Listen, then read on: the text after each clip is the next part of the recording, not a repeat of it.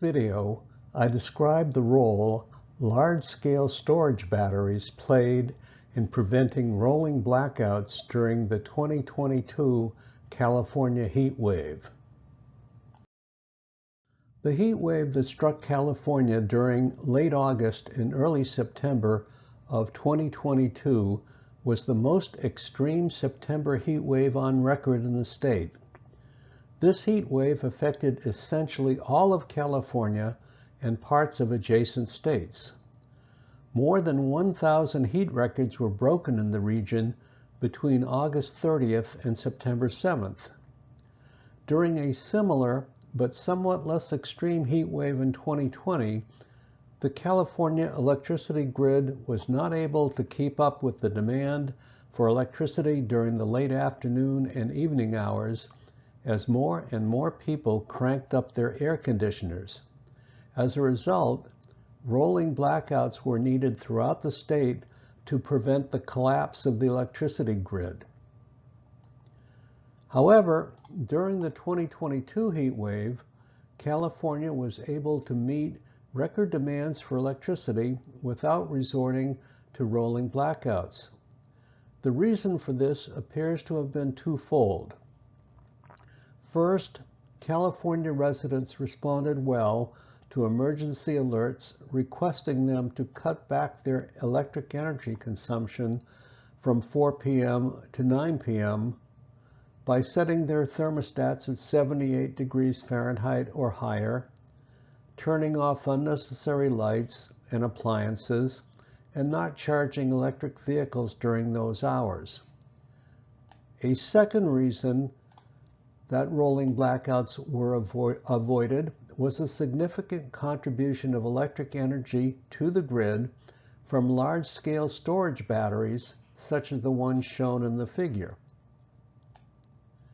Except for a recent op-ed article in the Los Angeles Times by Mike Ferry, who is a research director at the University of California, San Diego Center for Energy Research, surprisingly, there has been almost no mention in the news media of the role these storage batteries played in preventing rolling blackouts.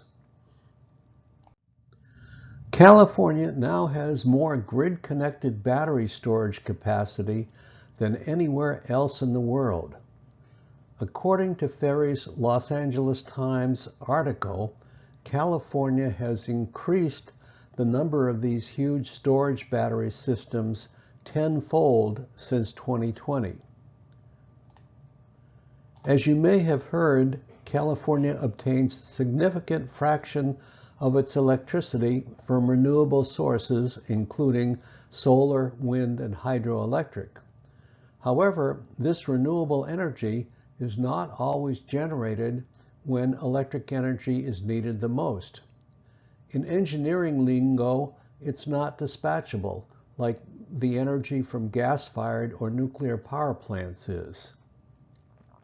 Solar, as we know, is generated mostly before 4 p.m. Likewise, electric energy generated by wind turbines, which also are plentiful in California, can be intermittent. Frequently, it's the case that more renewable energy is generated in California than is needed at the time of generation. To capture this excess energy and to make it usable when the demand for electric energy is high, many of these huge battery systems have been installed throughout California. Some are located adjacent to utility-scale solar panel systems, and some have been located elsewhere on the grid. The battery system shown in this picture is co-located with an existing Southern California Edison power plant. According to Ferry's LA Times article, California's batteries provided more power, over 3,360 megawatts, than the Diablo Canyon nuclear power plant, the state's largest electric generator, which tops out at 2,250 megawatts. From 5:45 to 8:45 p.m. on that Monday, when the threats of mandatory blackouts were at their greatest, the state's batteries pumped 2,000 megawatts or more continuously into the grid, a full 3 hours of grid-saving power. Batteries provided about 4% of the supply during the peak demand, which averted rolling blackouts. While 4% may not seem like a big contribution, it was enough to make the difference between keeping the lights on and rolling blackouts during the 24-hour period when electricity demand in California reached an historic peak. California now has more battery storage capacity than anywhere else in the world and is in the process of adding even more. Every new large-scale solar project installed in California now will include dispatchable battery storage. Perhaps the most surprising feature of these utility-scale solar power plus battery storage systems is the cost. Owing to the rapidly dropping costs for both solar panels and lithium battery storage, these systems produce electric energy at a cost of about 3.3 cents per kilowatt hour.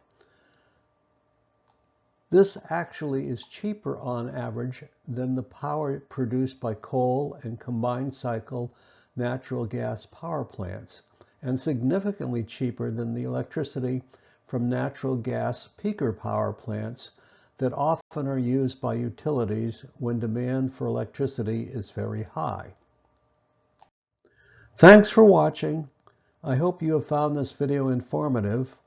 If you have questions, please post them in the comments section and I will do my best to answer them.